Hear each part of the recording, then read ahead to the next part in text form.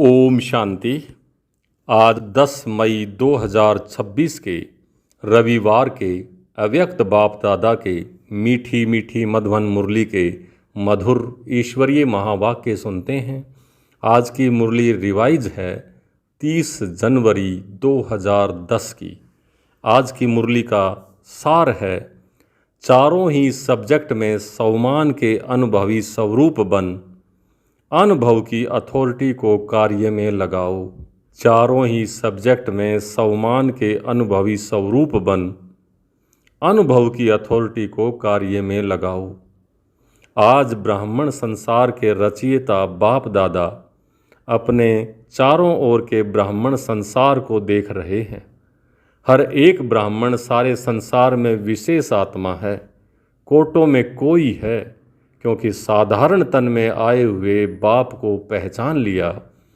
बाप दादा भी दिल में समाने वाले बच्चों को दिल से दिल का प्यार दे रहे हैं। हर एक बच्चा अपने को ऐसे बाप का प्यारा, दिल में बाप को समाया हुआ अनुभव करते हैं। बाप के लिए हर बच्चा अति प्यारा, सर्व का प्यारा है। आप सभी बच्चों का सर्व आत्माओं के प्रति चैलेंज है कि हम योगी जीवन वाले हैं, सिर्फ योग लगाने वाले नहीं, लेकिन योगी जीवन वाले हैं। जीवन 2-4 घंटे की नहीं होती, जीवन सदा काल के लिए होती है। तो चलते फिरते कर्म करते योगी जीवन वाले निरंतर योगी हैं। चाहे योग में बैठते, चाहे कोई भी कर्म करते, कर्म योगी हैं। जीवन का लक्ष्य ही है सदा योगी। ऐसे अपनी योगी जीवन, नेचुरल जीवन अनुभव करते हो। बाप दादा हर बच्चे के मस्तक में चमकता हुआ भाग्य देखते हैं। क्या देखते हैं? मेरा हर बच्चा सम्मानधारी स्वराज्य अधिकारी है। क्यों? जहाँ सम्मान है वहाँ देह भान आ नहीं सकता। आदि से अंत तक अब तक बाप दादा ने हर एक बच्चे को भिन्न भिन्न सम्मान दिए हैं। अगर अभी भी सम्मानों को याद करो और एक एक सम्मान की माला फेरते जाओ तो अनेक सम्मान स्वरूप बन सम्मान में लवलीन हो जाएंगे। लेकिन बाप दादा को एक बात बच्चों की अब तक भी अच्छी नहीं लगती। जानते हो कौन सी? जब कोई भी बच्चा कहता है कि हम सम्मान में स्थित होने में कभी कभी मेहनत लगती है, चाहते हैं लेकिन कभी कभी मेहनत लगती है, तो सर्वशक्तिवान बाप बच्चों की मेहनत देख नहीं सकते। क्योंकि जहाँ मोहब्बत होती है वहाँ मेहनत नहीं होती है। जहाँ मेहनत है वहाँ मोहब्बत में कमी है। आज अमृत वेले बाप दादा ने चारों ओर के ब्राह्मणों के पास, चाहे देश चाहे विदेश में चक्कर लगाया तो क्या देखा? कोई कोई बच्चे सम्मान में बैठे हैं, सोच रहे हैं कि मैं बाप दादा के दिल तख्त नशीन हूँ। सोच भी रहे हैं, सम्मान में स्थित होने का पुरुषार्थ भी कर रहे हैं, लेकिन कमी क्या देखी? सम्मान याद है, सोच रहे हैं, लेकिन सम्मान स्वरूप बन, अनुभवी मूर्त बन, अनुभव के अथॉरिटी स्वरूप बनने में कमी दिखाई दी। क्योंकि अथॉरिटी तो बहुत हैं, लेकिन सबसे बड़ी अथॉरिटी अनुभव की अथॉरिटी है। और यह सम्मान की अनुभूति ऑलमाइटी अथॉरिटी ने दी है। तो मेहनत कर रहा है लेकिन अनुभव स्वरूप नहीं बना। तो बाप दादा ने यह देखा कि बैठते हैं, सोचते भी हैं, लेकिन अनुभव स्वरूप कोई कोई हैं। अनुभव में किसी भी प्रकार का देह अभिमान जरा भी अपनी तरफ खींच नहीं सकता।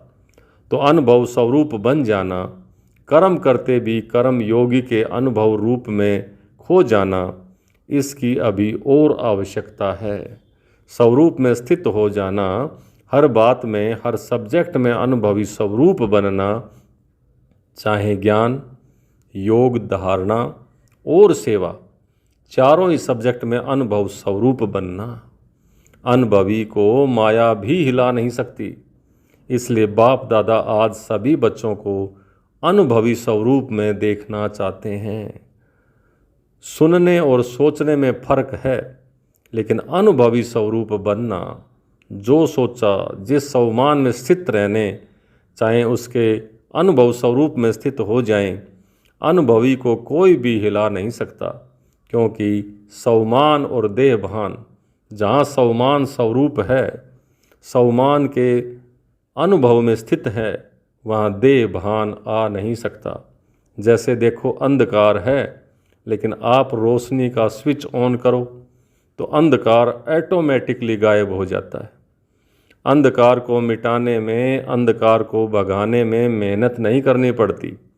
ऐसे ही जब स्वमान के सीट पर अनुभव का स्विच ऑन होता है तो किसी भी प्रकार का देहभान, भिन्न भिन्न प्रकार के देहभान भी हैं और भिन्न भिन्न प्रकार के बाप ने स्वमान भी दिए हैं।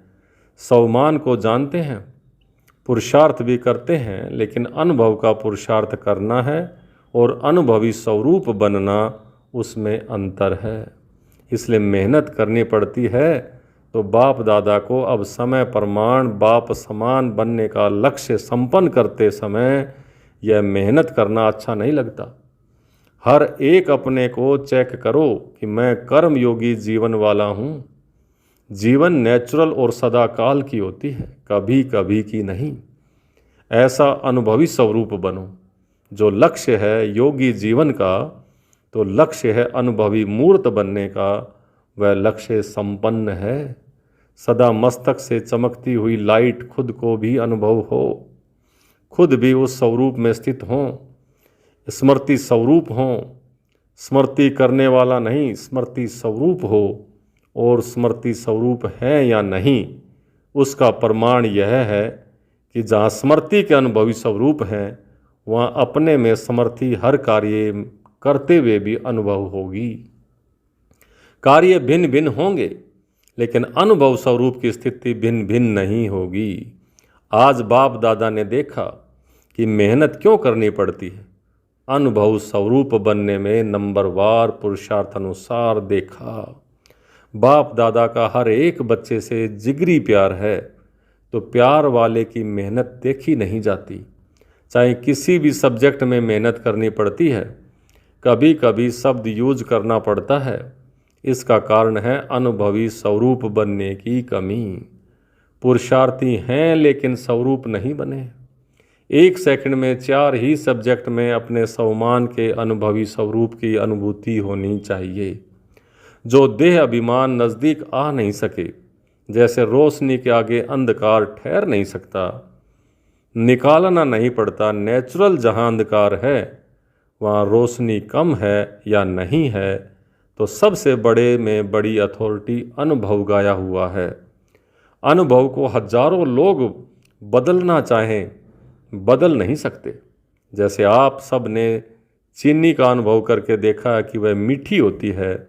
अगर हजारों लोग आपको बदलना चाहें तो बदल सकते हैं। तो जो भी सब्जेक्ट है, चाहे ज्ञान की, चाहे योग की, चाहे धारणा की, चाहे सेवा की, किसी में भी 4 में से 1 में भी मेहनत लगती है तो ज़रूर अनुभव की कमी है।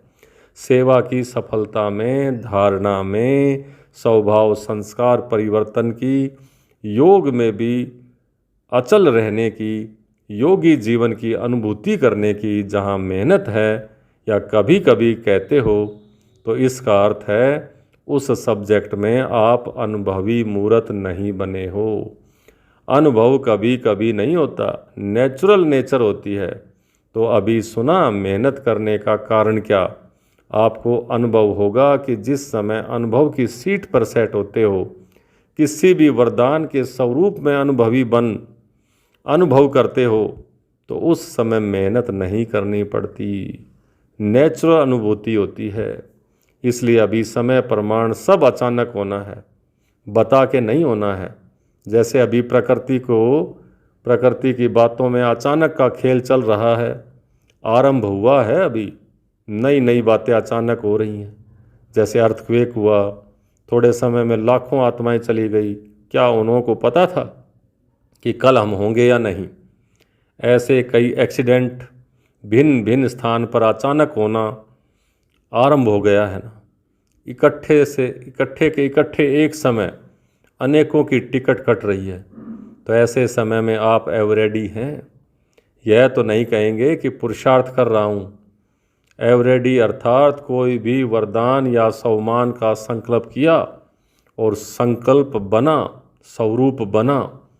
इसलिए बाप दादा आज इस बात पर अटेंशन दिला रहे हैं कि किसी भी वरदान को फलीभूत कर वरदान या सम्मान के स्वरूप के अनुभवी बन सकते हो, बनना ही पड़ेगा। कोशिश कर रहा हूँ, अगर कोशिश भी करनी है तो अभी से, क्योंकि बहुत समय का अभ्यास समय पर मदद देगा। पुरुषार्थी नहीं, अनुभवी, क्योंकि अनुभव की अथॉरिटी आप सबको ऑलमाइटी अथॉरिटी ने दी है।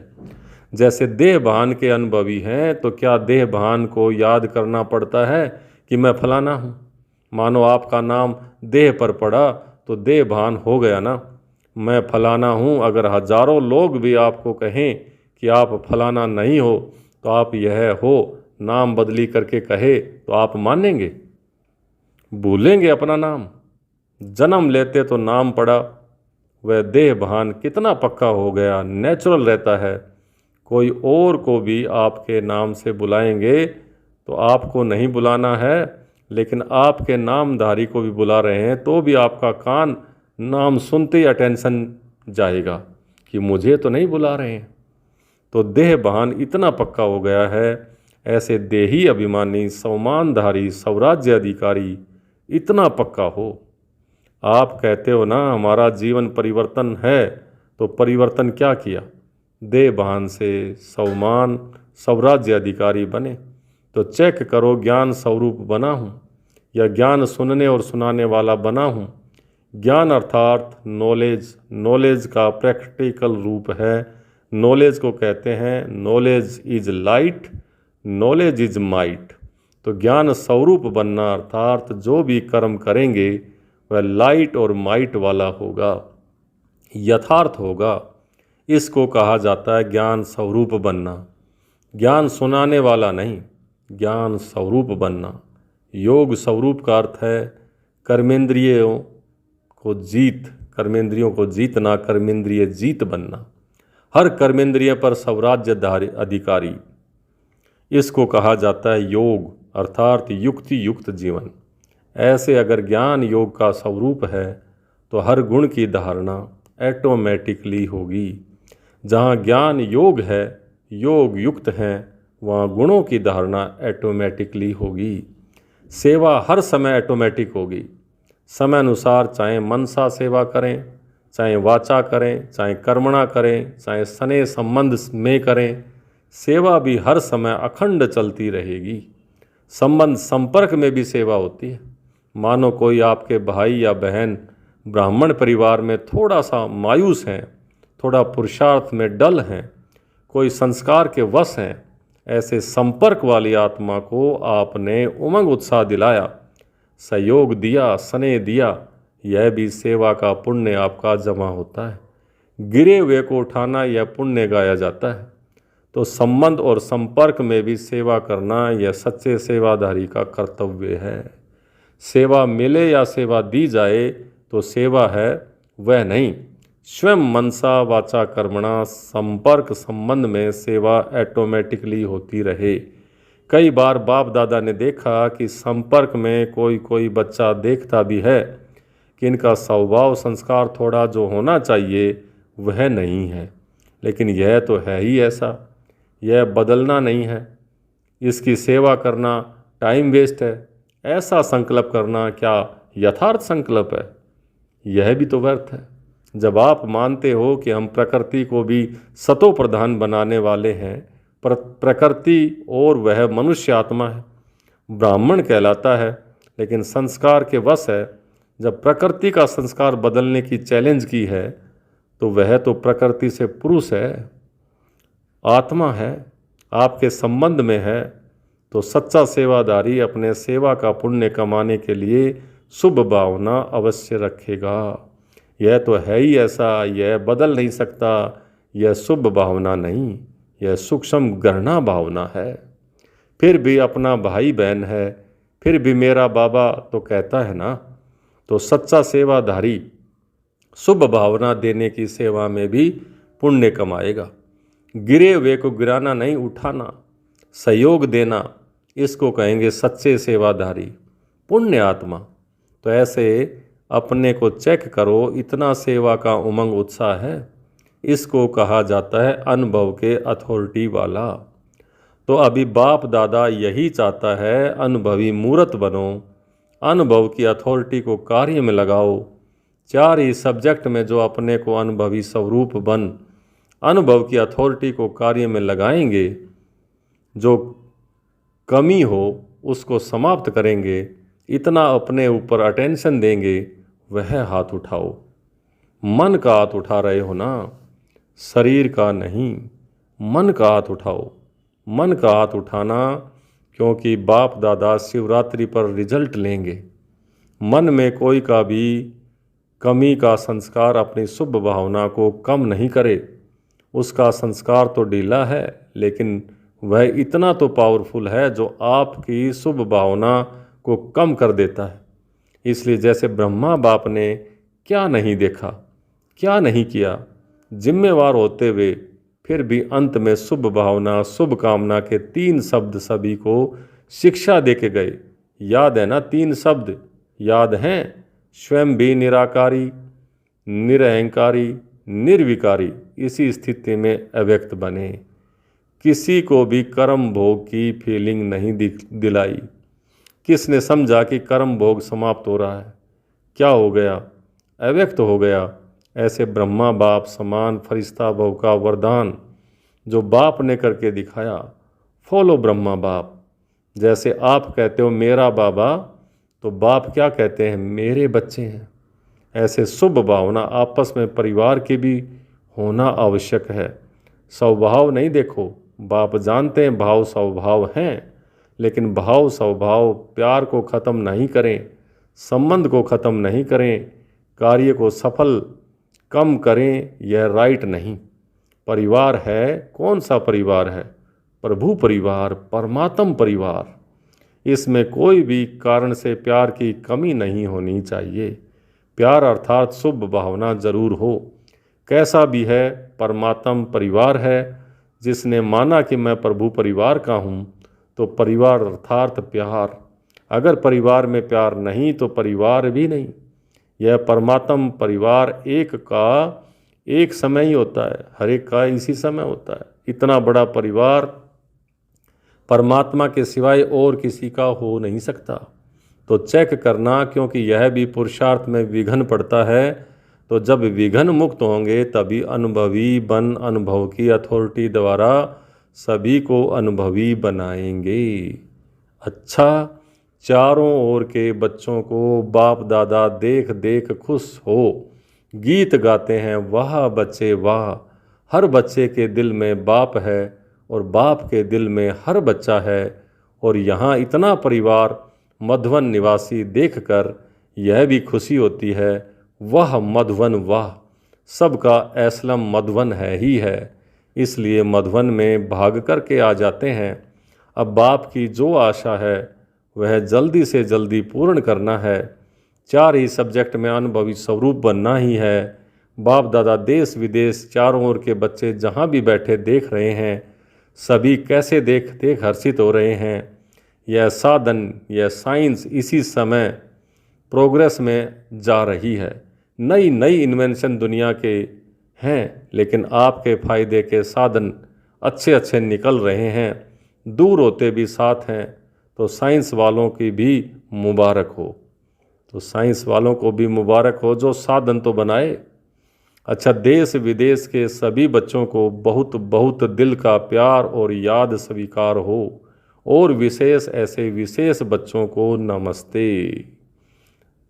हम बच्चों की भी बाप दादा को बहुत बहुत याद प्यार और नमस्ते।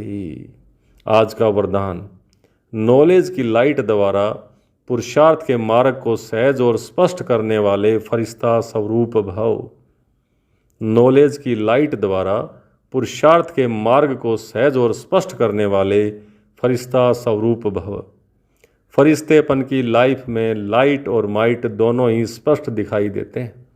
लेकिन लाइट और माइट रूप बनने के लिए मनन करने और सहन करने की शक्ति चाहिए।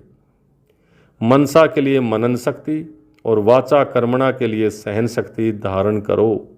फिर जो भी शब्द बोलेंगे, कर्म करेंगे, उसी के प्रमाण होंगे। अगर यह दोनों शक्तियां हैं तो हर एक के लिए पुरुषार्थ का मार्ग सहज और स्पष्ट हो जाएगा।